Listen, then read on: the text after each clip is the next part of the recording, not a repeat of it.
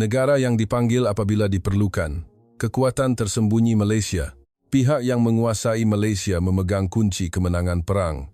Kini, Amerika Syarikat dan Iran berada di ambang konflik besar. Dalam masa 48 jam, harga minyak mentah global melonjak 20% dan pelabuhan serta lapangan terbang utama di Timur Tengah lumpuh.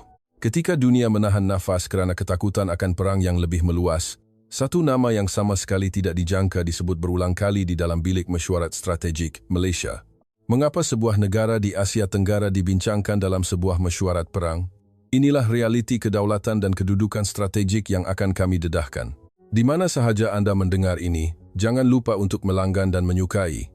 Selamat sejahtera, saya Dr. Michael Thompson. Saya telah mengajar sains politik antarabangsa selama lebih 30 tahun dan pernah berkhidmat sebagai penasihat strategi pertahanan. Pagi ini, sebaik sahaja saya melangkah masuk ke dalam Dewan Kuliah di Universiti Malaya, keletihan jelas terpancar pada wajah para pelajar saya, semuanya gara-gara berita hangat malam tadi. Konflik antara AS dan Iran telah merebak menjadi peperangan berskala penuh. Sebuah kapal perang AS diserang di Selat Hormuz, dan harga minyak mentah global melonjak 20% dalam satu malam. Pasaran saham dunia kehilangan $3 triliun, manakala pasaran Eropah dan Asia dilanda panik. Saya meletakkan beg saya dan berdiri di hadapan papan putih. Para pelajar memandang saya dengan mata yang resah. David Miller, seorang pelajar pertukaran dari Amerika dan bekas anggota Marin, duduk dengan tangan bersilang dan dagu terangkat. Keyakinan mutlaknya terhadap kekuatan tentera AS jelas terpancar pada wajahnya. Fatimah Hassan memandang kosong keluar tingkap, memikirkan nasib saudara maranya di Timur Tengah. Li Wei pula sedang tekun menatal berita dari media Cina pada komputer ribanya. Saya memulakan bicara. Tuan-tuan dan puan-puan, apa pandangan anda tentang situasi ini? David terus mengangkat tangan. Iran yang memulakan provokasi, sudah tentu AS perlu bertindak balas, katanya. Perbezaan kekuatan tentera kita sangat besar. Perang ini akan tamat dengan cepat, dia menambah dengan yakin. Beberapa pelajar mengangguk setuju, tetapi saya perlahan-lahan menggelengkan kepala. Itu hanya separuh daripada cerita sebenar. Memang benar perang telah meletus, tetapi ini bukan sekadar serangan balas biasa. Saya mula melukis gambar paip air di papan putih. Sebatang paip besar dengan sebuah injap di atasnya. Para pelajar memandang dengan keliru. Selat Hormuz ialah paip air utama bagi ekonomi dunia. Kira-kira 20% daripada bekalan minyak mentah dunia melalui laluan sempit ini. Ia adalah satu-satunya laluan bagi minyak dari Timur Tengah untuk dihantar ke Asia dan Eropah. Apa akan terjadi jika paip ini ditutup? Fatimah menjawab perlahan. Harga minyak akan naik. Saya mengangguk. Betul. Tetapi bukan itu sahaja. Apabila harga minyak naik, harga semua barangan akan naik. Kilang akan berhenti beroperasi, kapal terbang tidak dapat terbang, dan bil elektrik akan melambung tinggi. Inilah maksudnya apabila ekonomi terhenti.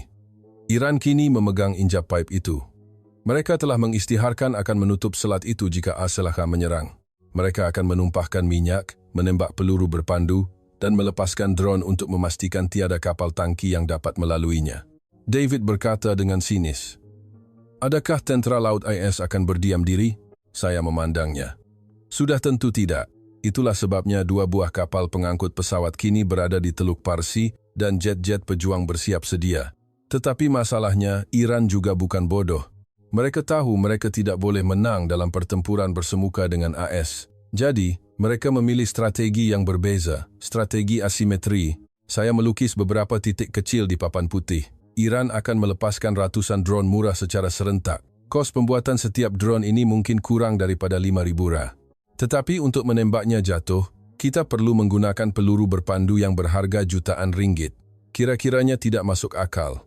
Iran hanya membelanjakan sedikit wang, manakala AS terpaksa menanggung kos yang sangat besar. Tambahan pula, siapa di belakang Iran? Rusia dan China menyokong mereka. Mereka membekalkan senjata, membuka laluan untuk mengelak sekatan ekonomi, dan memberikan sokongan diplomatik. Li Wei mencela, jadi, adakah ini bermakna AS boleh kalah? Saya menggeleng. Tidak, AS tidak akan kalah. Tetapi AS juga tidak akan menang dengan mudah. Perang ini mungkin berlarutan selama sebulan, 2 bulan, atau mungkin lebih setahun. Sepanjang tempo itu, ekonomi dunia akan goyah, dan negara-negara sekutu AS akan menanggung beban yang amat berat. Eropah akan menghadapi krisis tenaga, dan Asia akan terperangkap dalam krisis logistik. Ini bukan lagi perang antara AS dan Iran. Ini adalah krisis struktur yang menggegarkan seluruh dunia. Dewan kuliah menjadi senyap. Para pelajar sedang merenung kata-kata saya. Saya menunjuk semula pada gambar paip air di papan putih. Perang bukan tentang emosi, ia tentang struktur. Sebelum kita menilai siapa yang betul atau salah, kita perlu faham bagaimana sistem ini berfungsi. AS mempunyai kekuatan tentera terhebat di dunia, tetapi untuk mengekalkan kekuatan itu, mereka memerlukan minyak, sekutu, dan rantaian bekalan yang stabil. Iran mungkin lemah, tetapi mereka tahu bagaimana menggunakan kelemahan mereka sebagai senjata. Mereka menutup selat, melengahkan massa, dan menunggu sehingga pihak lawan keletihan dan rebah. David bertanya dengan nada tidak puas hati. Jadi, adakah profesor berpendapat AS patut menyerah kalah? Saya tersenyum. Tidak, saya percaya AS akan menang. Tetapi kita perlu faham betapa besarnya harga kemenangan itu dan siapa yang akan membantu mencapai kemenangan itu bersama-sama. Perang tidak dilalui seorang diri. Orang yang membekalkan peluru di belakang tabir sama pentingnya dengan orang yang menembak di barisan hadapan. Loceng berbunyi. Para pelajar perlahan-lahan bangun dari kerusi mereka, wajah mereka masih kelihatan bingung. Sambil mengemas beg, saya berfikir, sudah tiba masanya untuk memulakan cerita yang sebenar. Saya mempunyai bahan untuk ditunjukkan kepada mereka pada kelas seterusnya. Satu halaman daripada laporan strategi Pentagon, dan di atasnya tertera nama sebuah negara yang tidak pernah mereka jangkakan. Keesokan harinya, para pelajar masih kelihatan letih akibat berita perang di Timur Tengah yang tidak henti-henti. David Miller sekali lagi duduk di barisan hadapan dengan tangan bersilang.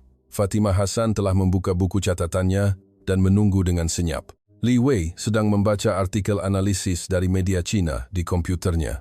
Saya mengeluarkan sehelai dokumen dari beg bimbit saya dan meletakkannya di atas meja. Kelas yang lepas, kita telah bincangkan bagaimana perang ini bukan sekadar serangan balas, tetapi sebuah krisis struktur yang menggegarkan ekonomi global. Saya memandang sekeliling. Hari ini, kita akan melangkah lebih jauh. Kita akan melihat bagaimana AS sebenarnya melancarkan perang ini dan kepada siapa mereka bergantung dalam proses tersebut. Saya menghidupkan proyektor dan memaparkan sebuah laporan dari analisis strategi Pentagon. Tajuknya ringkas, Penilaian Kelestarian Operasi Semasa Konflik Timur Tengah. Di skrin terpapar senarai beberapa negara. Amerika Syarikat, United Kingdom, Prancis, Jerman, Arab Saudi, Emirat Arab Bersatu, Israel, dan di bahagian paling bawah, tertera nama Malaysia. Para pelajar merenung skrin, tetapi tiada siapa yang bersuara. Saya mengambil penunjuk laser dan menunjuk ke arah perkataan Malaysia. Tuan-tuan dan puan-puan, adakah Anda nampak satu nama yang janggal dalam senarai ini? David segera mengangkat tangan. Profesor, Malaysia? Mengapa Malaysia ada di situ? Suaranya dipenuhi rasa hairan yang tulen. Li Wei juga mengerutkan dahi, dan Fatimah mengecilkan matanya, cuba memahami. Saya meletakkan penunjuk laser dan berjalan ke hadapan. Itulah soalan yang sepatutnya Anda tanyakan. Apa kaitan perang di Timur Tengah dengan Malaysia? Secara geografi, ia jauh. Secara langsung, ia seolah-olah tiada kepentingan. Saya mula melukis sebuah carta ringkas di papan putih. Di tengah-tengah, saya menulis perkataan perang dengan besar. Di sekelilingnya, saya melukis 3 bulatan. Dalam bulatan pertama, saya tulis pertempuran. Dalam yang kedua, logistik, dan dalam yang ketiga, kelestarian. Untuk memahami perang, kita perlu membezakan ketiga-tiga perkara ini. Pertempuran adalah tindakan menembak dan mengebom.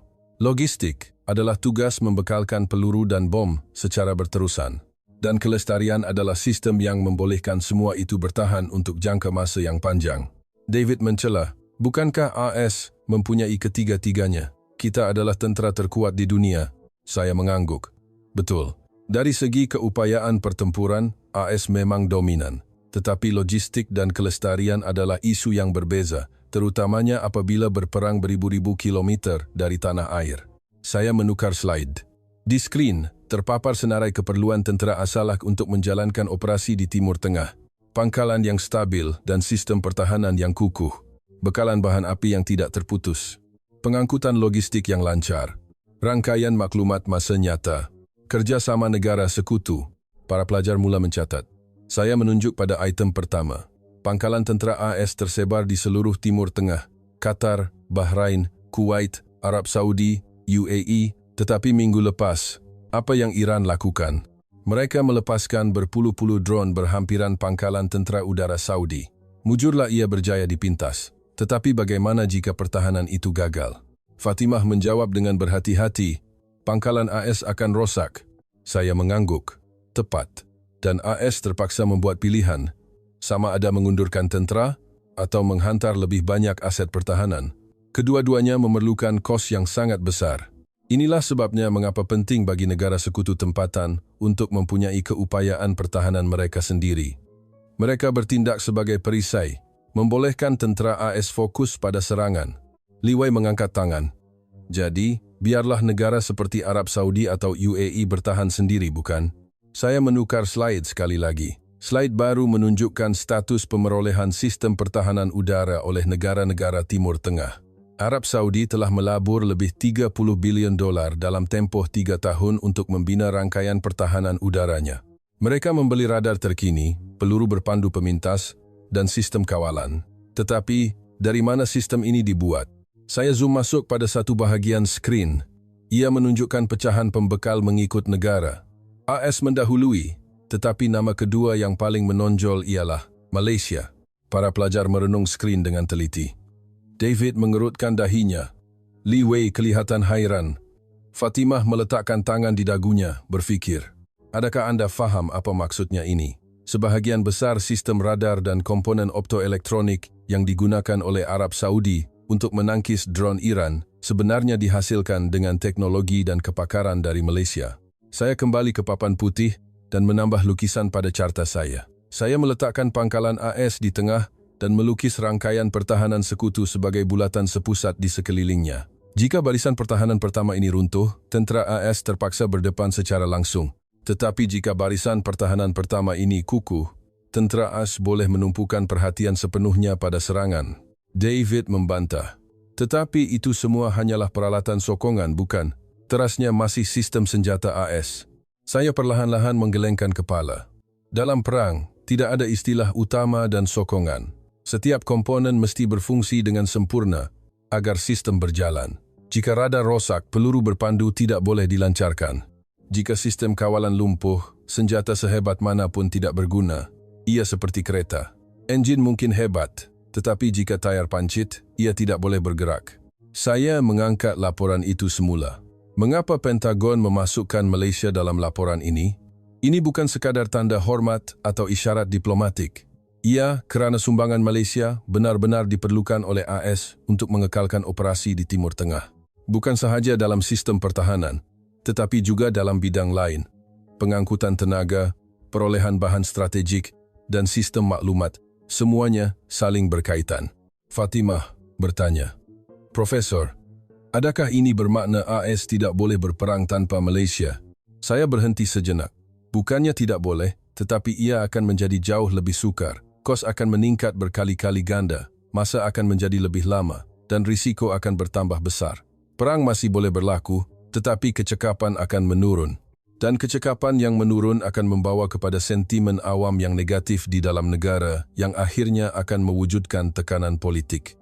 Li Wei masih tidak yakin, berkata, China juga boleh menghasilkan benda yang sama, mungkin dengan harga yang lebih murah.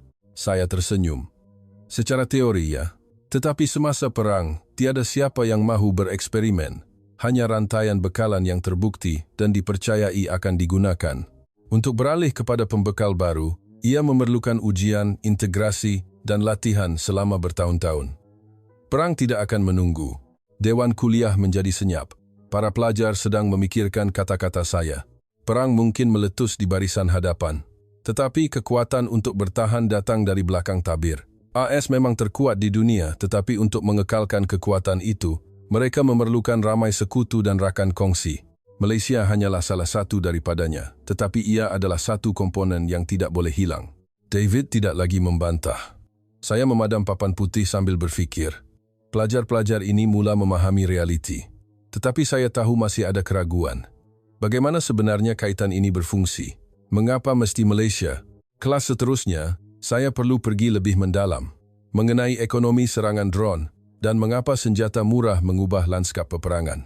Seminggu telah berlalu, suasana di dalam dewan kuliah jauh berbeza. Setiap pelajar membuka komputer riba mereka, jelas sekali mereka telah membuat kajian sendiri. David Miller masih di barisan hadapan, tetapi kali ini dia memegang pen, bukan lagi berpeluk tubuh. Li Wei membuka artikel dari sebuah jurnal ketenteraan Cina di tabletnya. Fatimah Hasan pula telah mengisi 2 muka surat penuh dalam buku catatannya. Saya berdiri di hadapan mereka. Kelas lepas, apabila Anda melihat nama Malaysia dalam laporan itu, Anda semua keliru. Saya memulakan bicara. Hari ini, kita akan mencari jawaban yang lebih terperinci. Mengapa Malaysia mesti berada di situ? Saya akan buktikannya dengan angka. Saya menulis satu formula ringkas di papan putih. Kos serangan lawan kos pertahanan. Dalam perang, perkara yang paling penting ialah pengiraan. Berapa lama Anda boleh bertahan? Berapa banyak kos yang Anda mampu tanggung? Tentera sekuat mana pun tidak boleh berperang jika kehabisan wang. Saya menghidupkan projektor. Di skrin, terpapar gambar sebuah drone buatan Iran, Shahed 136. Berapa kos pembuatan drone ini? Saya bertanya. Tiada jawapan. Saya memaparkan angkanya. Kira-kira 20.000 hingga 30.000. Kurang daripada 150.000. Harga sebuah kereta terpakai. David mengangkat tangan. Apa yang drone semurah itu boleh lakukan? Skeptisisme masih kedengaran dalam suaranya. Saya menukar slide. Gambar sebuah loji penapisan minyak yang terbakar muncul. Pada September 2019, fasiliti minyak Aramco di Arab Saudi diserang. Serangan drone dan peluru berpandu krus Iran ini menyebabkan separuh daripada pengeluaran minyak Arab Saudi terhenti dalam sekelip mata. 5% daripada bekalan minyak dunia hilang dan harga minyak global melonjak hampir 20%. Beberapa dozen senjata berharga RM150.000 telah menggegarkan ekonomi dunia. Fatimah bertanya dengan terkejut. Tidakkah Arab Saudi dapat menghalangnya? Bukankah mereka dilengkapi dengan senjata AS? Saya menggeleng. Pada masa itu, sistem pertahanan udara Saudi tidak bersedia untuk serangan seperti itu. Drone terbang rendah, bergerak perlahan, dan sukar dikesan oleh radar. Sistem pertahanan tradisional direka untuk menangkis jet pejuang atau peluru berpandu balistik yang laju. Menghadapi sekumpulan drone yang perlahan adalah masalah yang sama sekali berbeza. Ia seperti cuba membunuh nyamuk dengan meriam. Saya kembali ke papan putih dan mula menulis pengiraan. Kos untuk menembak jatuh satu drone, satu peluru berpandu Patriot, kira-kira 3 juta lebih, 14 juta. Anda menggunakan RM14 juta ini untuk menghentikan drone berharga 150.000. Li Wei segera bertindak balas. Itu tidak masuk akal. Secara ekonomi, ia tidak mampan. Saya menunjuk ke arah Li Wei dan tersenyum. Tepat sekali. Itulah strategi Iran. Perang asimetri. Mereka memaksa pihak lawan menanggung kos yang tidak dapat ditanggung. Saya menulis lagi di papan putih. Katakan Iran melepaskan 50 drone serentak. Jumlah kos mereka, kira-kira RM7.5 juta ring. Sekarang, berapa kos yang diperlukan oleh AS dan sekutunya untuk menangkisnya dengan peluru berpandu Patriot? Fatimah berkata perlahan, lebih 700 juta. RAM 7,5 juta relawan RAM 700 juta remah. Inilah matematik perang asimetri, dan ia tidak berakhir di situ. Iran boleh menghasilkan drone ini setiap minggu. Dalam setahun mereka boleh hasilkan lebih 2.000 unit. Pihak lawan terus menembak senjata murah, dan kita terus menangkisnya dengan senjata mahal. Dengan cara ini, AS pun tidak dapat bertahan lama. Bajet akan habis dahulu. Li Wei mencela. Jadi, AS pasti akan kalah. Saya perlahan-lahan menggelengkan kepala. Tidak, ada penyelesaiannya. Cari cara untuk menangkis dengan murah. Saya menayangkan slide baru. Gambar senjata laser, sistem peperangan elektronik, dan peluru berpandu pemintas kecil muncul. Sistem seperti ini boleh mengurangkan kos menembak jatuh satu drone kepada hanya beberapa ratus ringgit. Senjata laser hanya memerlukan elektrik. Kos satu tembakan mungkin kurang daripada 5 rongkon. Peraturan permainan akan berubah. David mengangkat tangan. Bukankah AS mempunyai teknologi seperti itu? Saya menayangkan slide seterusnya. Senarai negara yang membangunkan sistem pertahanan anti-drone, AS, Israel, Jerman, UK, dan Malaysia. Wajah David menjadi tegang. Malaysia lagi, dia bergumam. Saya mengangguk, ini bukan kebetulan. Malaysia, Kerana kedudukan strategiknya dan ancaman bukan konvensional di rantau ini telah melabur dalam teknologi pertahanan tertentu selama bertahun-tahun. Saya menyambung, pengalaman itu membawa kepada pembangunan teknologi. Data dunia sebenar dikumpul, kegagalan diatasi, dan penambahbaikan dibuat. Apa yang negara-negara Timur Tengah mahukan bukanlah prototipe yang baru keluar dari makmal. Mereka mahukan sistem yang terbukti dan boleh berfungsi jika perang meletus esok. Li Wei membantah, China juga sedang membangunkan teknologi anti-drone, dan kami boleh membuatnya lebih murah. Saya memandang Li Wei, membangunkan teknologi dan mengesahkannya dalam pertempuran adalah dua perkara yang berbeza. Di medan perang, tiada ruang untuk eksperimen, nyawa menjadi taruhan. Arab Saudi dan UAE mahukan sistem yang telah diuji. Itulah sebabnya mereka memilih teknologi dari negara seperti Israel dan komponen-komponen kritikal dari rakan kongsi yang dipercayai seperti Malaysia. Saya memaparkan contoh kontrak sebenar. Senarai sistem radar anti-drone yang baru-baru ini digunakan oleh Arab Saudi. Sebahagian besarnya dibina berdasarkan teknologi dan komponen teras dari Malaysia. Fatimah bertanya, adakah sistem ini benar-benar berkesan? Saya memainkan satu video berita terkini. Di langit malam, drone-drone ditembak jatuh satu persatu. Ia adalah rakaman sebenar sistem pertahanan udara Saudi yang berjaya mematahkan serangan drone Iran. Para pelajar menahan nafas. Inilah rupa pertahanan yang cekap. Serangan ditangkis menggunakan laser dan pemintas kecil, bukan peluru berpandu yang mahal. Saya menghentikan video dan menunjuk kembali pada formula di papan putih. Jika Anda cuba menghentikan serangan berharga 150.000 dengan pertahanan berharga RM14 juta, Anda tidak akan bertahan lama. Itulah sebabnya perisai yang cekap diperlukan. Dan Malaysia menyumbang kepada pembuatan perisai itu. Ini bukan sekadar menjual senjata. Ia adalah sebahagian daripada struktur teras yang membolehkan AS mengekalkan keupayaan perangnya. David tidak lagi membantah. Fatimah merenung dengan ekspresi yang kompleks. Saya meletakkan kapur dan menambah. Perang adalah tentang angka, bukan emosi. Siapa yang berperang dengan lebih cekap akan menentukan kemenangan. Saya sedar para pelajar mula memahami perang sebagai sebuah struktur, tetapi masih ada kepingan teka-teki yang hilang. Pertahanan sahaja tidak cukup untuk memenangi perang. Kita telah mempelajari ekonomi pertahanan, saya memulakan bicara. Kita telah melihat betapa pentingnya untuk bertahan secara cekap. Tetapi sehebat manapun perisai Anda, tanpa pedang, Anda tidak boleh memenangi perang. Sekarang mari kita bincangkan tentang bahan api yang menggerakkan pedang itu. Saya menghidupkan proyektor. Gambar satelit Selat Hormuz muncul. Ingatkah Anda laluan air yang sempit ini? Pada kelas pertama, saya katakan ia adalah pipe air ekonomi dunia. Tetapi dalam peperangan, maknanya sedikit berbeza. Ia bukan sekadar laluan minyak. Ia adalah saluran darah yang membawa darah yang diperlukan oleh tentera AS untuk berperang. Saya menukar slide. Gambar sebuah kapal pengangkut pesawat tentera laut AS. Tahukah Anda berapa banyak bahan api yang digunakan oleh sebuah kapal pengangkut pesawat dalam sehari? Kira-kira 400.000 gallon. Itu dalam sehari. Tambahan pula jet-jet pejuang, kapal pengiring, dan kapal bekalan. Jumlah bahan api yang digunakan oleh keseluruhan Angkatan Laut AS di Teluk Parsi dalam sebulan adalah sangat besar. David mengangkat tangan. Bukankah AS negara pengeluar minyak sendiri? Saya dengar revolusi Shell telah menjadikan kita bebas tenaga. Saya mengangguk. Betul, tanah besar AS adalah pengekspor tenaga bersih. Tetapi bagaimana dengan tentera yang ditempatkan di Timur Tengah? Adakah kita akan menghantar bahan api dari AS dengan kapal tangki? Merentasi Pasifik, melalui Lautan Hindi, ke Teluk Parsi, ia memakan masa dan kos yang sangat tinggi.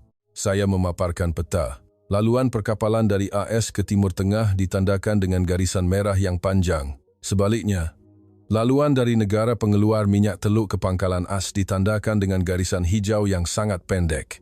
Jadi, tentera AS mendapatkan bahan api secara tempatan. Dari Arab Saudi, UAE, Kuwait. Ia lebih cepat, lebih murah dan lebih cekap.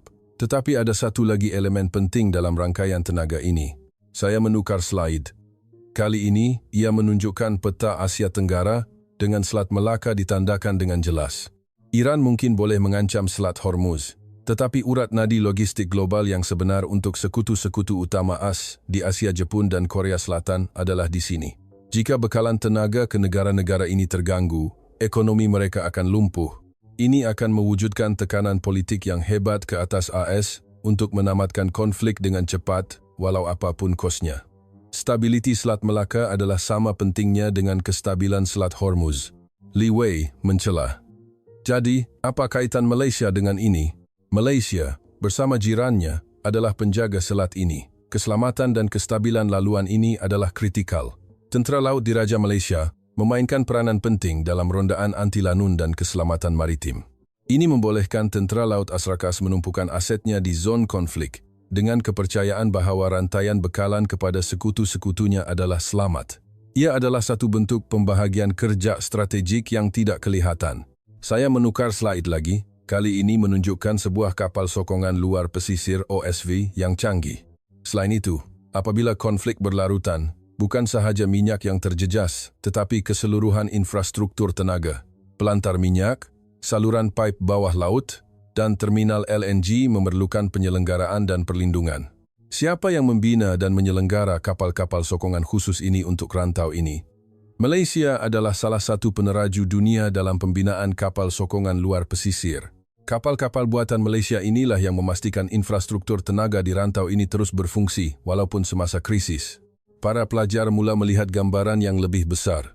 Masalahnya, siapa yang memastikan rantaian bekalan ini berjalan lancar? Saya menunjukkan statistik mengenai hub pemindahan kapal ke kapal dan perkhidmatan pelabuhan di rantau ini. Pelabuhan-pelabuhan Malaysia seperti Pelabuhan Klang dan Pelabuhan Tanjung Pelepas adalah antara yang paling sibuk dan paling cekap di dunia. Mereka adalah nod penting dalam rangkaian logistik global yang memastikan tenaga dan barangan terus bergerak. Jika nod ini terganggu, seluruh sistem akan terjejas. Li Wei segera bertindak balas. China juga mempunyai pelabuhan yang besar. Keupayaan kami lebih besar. Saya mengangguk. Dari segi kuantiti, ya. Tetapi dalam masa krisis, kebolehpercayaan dan kestabilan politik adalah lebih penting. Pelabuhan di Malaysia dilihat sebagai neutral dan boleh dipercayai oleh semua pihak. Ia adalah zon selamat logistik. Itulah sebabnya syarikat-syarikat perkapalan global bergantung padanya. Fatimah berkata perlahan, jadi, negara-negara Teluk memilih rakan kongsi logistik yang stabil, seperti Malaysia. Tepat sekali, kata saya. Kapal-kapal ini membawa tenaga dari Timur Tengah melalui perairan yang dilindungi oleh Malaysia ke hub logistik di Malaysia sebelum dihantar ke seluruh dunia. Tenaga ini menjana elektrik, dan elektrik itu menggerakkan sistem pertahanan. Adakah Anda nampak kaitannya? David terdiam. Dia merenung data di skrin. Saya kembali ke papan putih dan melukis carta. Perang di tengah dihubungkan dengan pertahanan drone, keselamatan maritim, logistik tenaga, sistem pertahanan, dan kelestarian pertempuran. Semuanya saling berkaitan. Perang bukan hanya tentang menembak. Seluruh sistem ini mesti berfungsi tanpa henti. Jika satu bahagian runtuh, keseluruhan struktur akan goyah. Li Wei dengan nada terpaksa mengakui, berkata, jadi, tanpa Malaysia, sistem ini akan sukar berfungsi. Saya menjawab perlahan, bukannya mustahil, tetapi ia akan menjadi lebih mahal, lebih perlahan, dan lebih berisiko. Untuk membina rantaian bekalan alternatif memerlukan sekurang-kurangnya 5 tahun. Perang tidak akan menunggu. Itulah sebabnya sistem yang sedia berfungsi sekarang adalah sangat penting. Fatimah mengangkat tangan. Profesor, jadi apa peranan Malaysia dalam perang ini? Mereka tidak terlibat dalam pertempuran. Saya tersenyum. Anda boleh menyokong perang tanpa melepaskan satu tembakan pun. Membina perisai, mengawal laluan bekalan, dan mengekalkan sistem juga adalah sebahagian daripada perang. Mungkin lebih penting daripada menembak. Pertempuran mungkin berakhir dalam beberapa hari, tetapi sistem ini perlu bertahan selama berbulan-bulan, malah bertahun-tahun. David akhirnya bersuara. Profesor, pada mulanya saya tidak faham mengapa Malaysia ada dalam laporan itu. Tetapi sekarang saya mula nampak. Saya mengangguk. Itu yang penting. Apa yang kelihatan di permukaan bukanlah segalanya. Kita perlu melihat ke dalam perut perang untuk melihat struktur sebenar. Tetapi masih ada satu lagi kepingan teka-teki. Perang yang tidak kelihatan. Pertempuran maklumat dan teknologi. Seminggu kemudian, suasana di Dewan Kuliah telah berubah sepenuhnya. Pelajar-pelajar sudah duduk dan mengkaji bahan sebelum kelas bermula. Kelas lepas, kita belajar tentang rantaian bekalan tenaga. Tanpa bahan api, perang tidak dapat diteruskan. Tetapi bahan api sahaja tidak mencukupi. Hari ini, kita akan bercakap tentang perang yang tidak kelihatan. Saya menghidupkan proyektor, image orbit satelit muncul dengan beribu-ribu titik mengelilingi bumi. Peperangan moden bermula di angkasa lepas. Tanpa satelit-satelit ini, tentera AS akan menjadi gergasi yang buta. Tanpa GPS, peluru berpandu tidak dapat mencari sasaran. Tanpa satelit peninjau, pergerakan musuh tidak dapat dilihat. Tanpa satelit komunikasi, arahan tidak dapat dihantar. David mengangkat tangan. Bukankah itu semua teknologi AS? GPS dicipta oleh AS, satelit tentera dikendalikan oleh AS. Saya mengangguk. Betul, satelit dilancarkan oleh ASAREK. Tetapi bagaimana dengan sistem di darat yang menerima dan memproses isyarat dari satelit itu? Saya menukar slide. Gambar rajah rangkaian yang kompleks muncul. Data dari satelit diterima oleh stesen bumi. Sistem diperlukan untuk memproses, menganalisis, dan menghantar data itu dalam masa nyata. Maklumat radar, isyarat komunikasi, data image semuanya datang dalam jumlah berpuluh-puluh terabyte sesaat. Untuk memproses semua ini, semikonduktor berprestasi tinggi adalah amat penting. Fatimah mencela, semikonduktor, maksud profesor, chip komputer. Saya mengangguk. Tepatnya, semikonduktor grade tentera. Satu chip kecil ini menggerakkan radar jet pejuang, mengaktifkan sistem panduan peluru berpandu, dan mengendalikan pengiraan untuk sistem pertahanan udara. Masalahnya, tidak banyak negara yang boleh menghasilkan semikonduktor berprestasi tinggi seperti ini. Li Wei segera bertindak balas, AS membuatnya, China juga membuatnya. Taiwan adalah yang terbaik di dunia. Saya perlahan-lahan menggelengkan kepala. Pengeluaran besar-besaran adalah cerita yang berbeza. Merancang semikonduktor canggih memang kelebihan AS, tetapi untuk menghasilkannya secara besar-besaran adalah lain. Membina kilang, memasang peralatan, dan menstabilkan hasil mengambil masa bertahun-tahun. Semasa perang, tiada masa untuk itu. Rantaian bekalan yang sedia berfungsi diperlukan. David bertanya, jadi, Taiwan? Saya dengar TSMC adalah yang terbaik.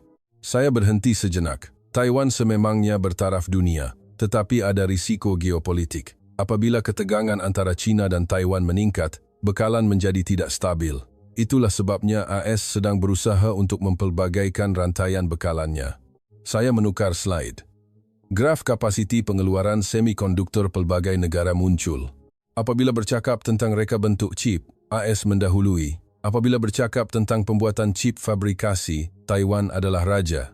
Tetapi ada satu peringkat yang sering diabaikan tetapi amat penting. Pemasangan, ujian, dan pembungkusan assembly, testing, and packaging, ATP. Disinilah wafer silikon yang kompleks diubah menjadi chip berfungsi yang boleh digunakan dalam sistem. Dan dalam bidang ini, saya menunjuk pada graf. Malaysia adalah gergasi global. Hampir 13% daripada ujian dan pembungkusan chip global berlaku di sini. Untuk semikonduktor canggih, peratusannya lebih tinggi. Li Wei, sambil menaip di komputernya, membantah, China juga melabur besar-besaran dalam bidang ini untuk mencapai sara diri. Saya mengangguk. Betul, tetapi jurang teknologi dan pengalaman masih besar. Selama 50 tahun, syarikat-syarikat gergasi dari AS dan Eropah telah membina kilang-kilang canggih mereka di Pulau Pinang dan Kulim. Kepakaran, kebolehpercayaan, dan ekosistem yang terbina di sana sukar ditiru. Saya memaparkan satu contoh sebenar. Video pertempuran drone dari perang Ukraine, kecerdasan buatan, AI, mengenal pasti sasaran, mengubah laluan dalam masa nyata, dan mengelak gangguan elektronik. Sistem seperti ini memerlukan kuasa pengkomputeran yang luar biasa. Dan kuasa itu datang dari semikonduktor canggih yang telah dipasang dan diuji dengan sempurna. Chip yang gagal ujian di kilang di Malaysia tidak akan pernah sampai ke medan perang. Fatimah bertanya dengan berhati-hati, Profesor, jadi jika Malaysia menghentikan bekalan semikonduktor, adakah tentera AS akan menghadapi masalah? Saya menjawab perlahan, ia tidak akan berhenti serta-merta. Ada stok simpanan, tetapi selepas beberapa bulan masalah akan timbul. Senjata baru tidak dapat dihasilkan, peralatan yang rosak tidak dapat dibaiki, dan peningkatan teknologi menjadi mustahil. Jika perang berlarutan, ia boleh membawa maut. David mencelah. Tetapi AS sedang membina kilang semikonduktor di dalam negara, bukan? Saya mengangguk. Betul, kilang-kilang di Arizona dan Texas. Tetapi, ia akan mengambil masa beberapa tahun lagi untuk beroperasi sepenuhnya. Jika perang meletus sekarang, kita terpaksa bergantung pada rantaian bekalan sedia ada. saya kembali ke papan putih dan melukis sebuah rajah. Data satelit, pemprosesan, semikonduktor pemasangan, ujian di Malaysia, sistem senjata AI. Ini adalah sistem saraf perang. Jika satu pautan terputus, seluruh sistem akan lumpuh. Li Wei dengan nada terpaksa mengakui, berkata, "Jadi, ini akhirnya adalah perlumbaan teknologi. Siapa yang maju lebih cepat?" Saya tersenyum. Tepat sekali. Dan dalam perlumbaan ini, AS tidak bersendirian. Ia menggabungkan kekuatan teknologi sekutunya untuk mengekalkan kelebihan. Chip direka di AS, dikilangkan di Taiwan, dan dipasang serta diuji di Malaysia. Teknologi bahan dari Jepun dan peralatan dari Belanda, semuanya saling berkaitan. Fatimah mengangkat tangan. "Profesor, jadi ini bukan lagi cerita tentang perang, tetapi tentang perikatan teknologi." "Itulah dia," saya mengesahkan. "Perang abad ke-21 tidak boleh dimenangi tanpa perikatan teknologi. Tentera sekuat manapun akan menjadi lemah dari masa ke semasa jika rantaian bekalan teknologi canggihnya terputus." David tidak lagi membantah. Dia tekun mencatat. Saya memaparkan slide terakhir. Satu halaman dari laporan Pentagon yang sebenar. Senarai negara rakan kongsi teknologi strategik. Di situ, Malaysia diklasifikasikan dengan jelas sebagai rakan kongsi teras dalam bidang semikonduktor, peralatan komunikasi, dan komponen aeroangkasa. Adakah ini kebetulan? Atau adakah ini pilihan strategik oleh AS? Li Wei menutup komputernya. Pilihan strategik. Sudah tentu. Teknologinya terbukti. Bekalannya stabil. Dan dari segi geopolitik, ia boleh dipercayai. "Tepat," kata saya. "Perang dilancarkan bersama rakan kongsi yang boleh dipercayai." Tiba-tiba Fatimah mengangkat tangannya tinggi-tinggi. "Profesor, saya ada soalan." Soalannya sama sekali di luar jangkaan saya. "Bagaimana jika Malaysia keluar dari struktur ini?" Dewan kuliah menjadi sunyi sepi. 2 hari kemudian, saya tiba di dewan kuliah lebih awal. "Tuan-tuan dan puan-puan, ingatkah Anda soalan Fatimah? Bagaimana jika Malaysia keluar dari struktur ini?" Para pelajar mengangguk serentak. Saya menulis satu perkataan besar di papan putih. "Keruntuhan." Hari ini, kita akan melukis senario itu bersama-sama. Saya menghidupkan proyektor. Gambar raja besar yang menunjukkan semua struktur yang telah kita bincangkan muncul. Sistem pertahanan udara, logistik tenaga, rantaian bekalan semikonduktor semuanya saling berkait. Sekarang, mari kita padamkan nama Malaysia dari semua pautan ini. Apa yang akan berlaku? Pertama, sistem pertahanan udara.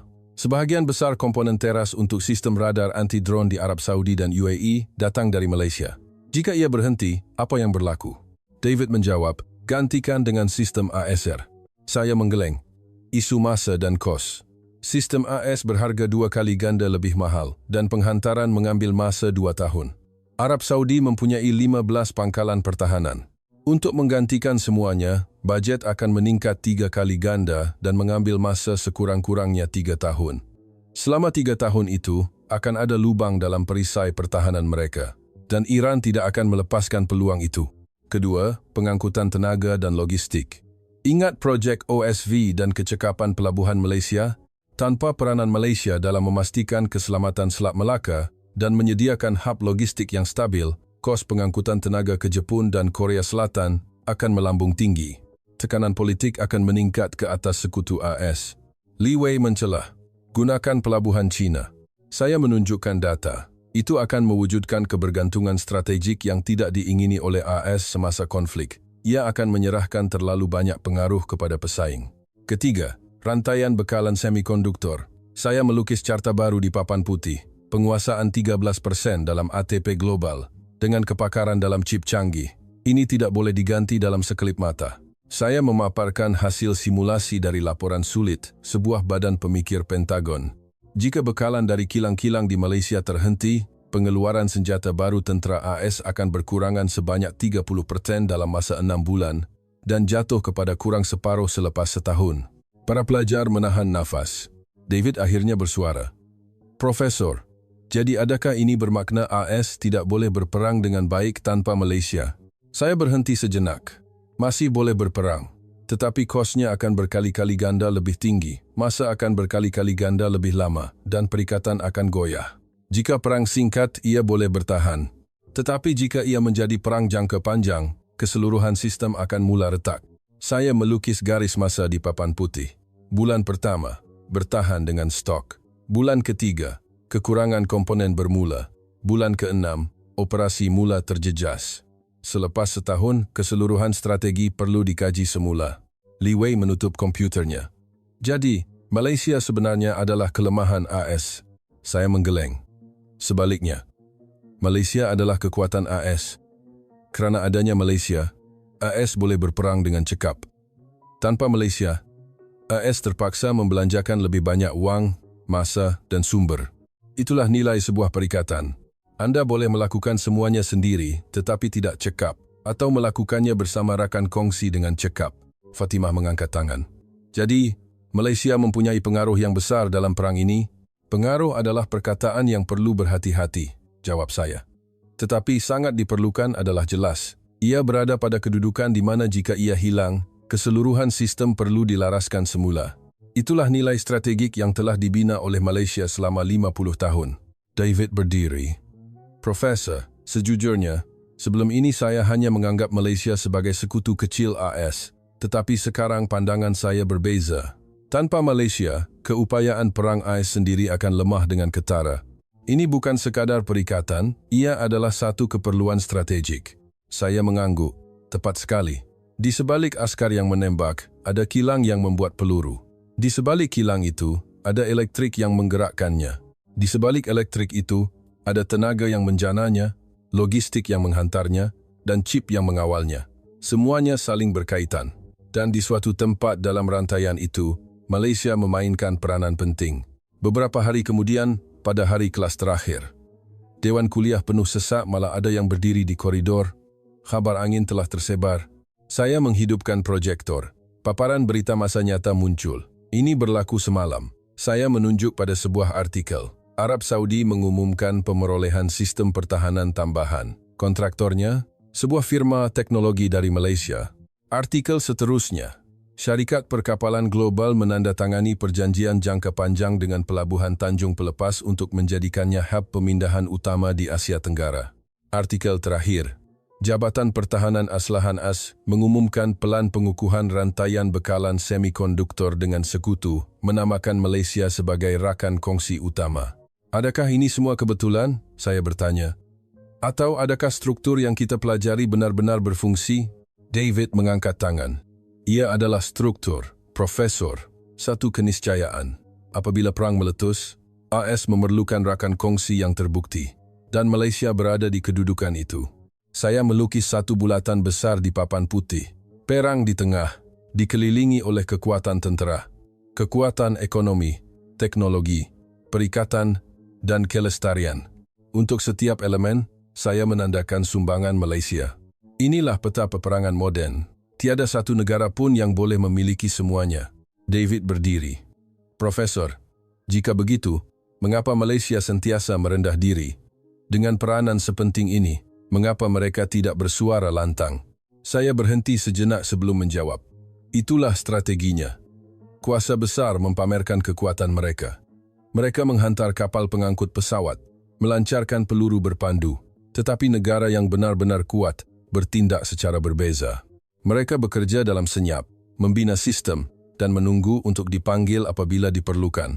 Dan apabila dipanggil, mereka memberikan apa yang diperlukan dengan tepat. Malaysia memilih jalan yang kedua. Saya memaparkan slide terakhir. Satu siri gambar selang masa yang menunjukkan transformasi Malaysia selama 60 tahun. Dari sebuah negara pertanian kepada sebuah negara perindustrian dan kini sebuah kuasa teknologi.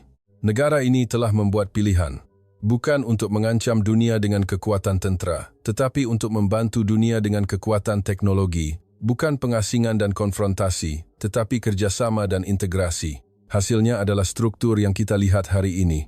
Li Wei berkata perlahan, itulah sebabnya AS memerlukan Malaysia. Saya mengangguk. Keperluan ini dua hala. Malaysia juga memerlukan AS, payung keselamatan, akses pasaran, kerjasama teknologi. Tetapi hubungan itu kini bukan lagi sehala. Ia adalah saling bergantungan. Jika satu pihak tiada, pihak yang satu lagi akan menjadi lemah. David berkata, saya pernah fikir perikatan adalah hubungan di mana yang lemah bergantung pada yang kuat. Sekarang saya sedar, Perikatan adalah di mana setiap pihak saling memberi kekuatan. Yang kuat pun tidak lengkap tanpa yang lemah. Saya bertepuk tangan. Tepat sekali. Itulah intipati hubungan antara bangsa abad ke-21. Saya mematikan proyektor. Hari ini, kita menamatkan satu perjalanan. Kita bermula di permukaan perang dan menyelam jauh ke dalam untuk menemui struktur yang tidak kelihatan. Di tengah-tengah struktur itu, ada satu nama yang tidak dijangka. Tetapi kini Anda tahu, ia bukan kebetulan. Ia adalah hasil pilihan yang telah dibina selama berdekad-dekad. Fatimah mengangkat tangan. Soalan terakhir, Profesor. Adakah struktur ini akan kekal? Saya memandang keluar tingkap. Dunia sentiasa berubah. Tetapi satu perkara tidak akan berubah. Peperangan akan sentiasa menjadi pertempuran sistem. Dan negara yang membina sistem itu akan mempunyai kuasa. Selagi Malaysia terus berinovasi, bekerjasama dan membina kepercayaan, kedudukannya akan kekal. Saya menamatkan dengan kata-kata terakhir. Apa yang Anda pelajari hari ini bukan hanya tentang Malaysia. Ia adalah tentang bagaimana sebuah negara yang lebih kecil boleh mempunyai pengaruh yang besar. Bagaimana ia boleh menggerakkan perang tanpa berperang. Bagaimana ia boleh menjadi kuat tanpa perlu menunjuk-nunjuk kekuatan. Itulah strategi. Para pelajar mula bertepuk tangan. Saya bersendirian di dalam dewan kuliah, memandang papan putih. Saya menambah satu ayat terakhir. Negara yang dipanggil apabila diperlukan. Di luar, pelajar-pelajar masih berbincang. Peranan saya telah selesai. Di suatu tempat di dunia, perang sedang berlaku. Dan di Malaysia, kilang-kilang sedang beroperasi, kapal-kapal sedang dibina, dan chip-chip sedang diuji. Secara senyap, tanpa henti, tetapi dengan pasti. Medan perangnya mungkin di Timur Tengah, tetapi sebahagian daripada sistem yang memungkinkan perang itu berfungsi berada di semenanjung Malaysia. Itulah kebenaran peperangan moden.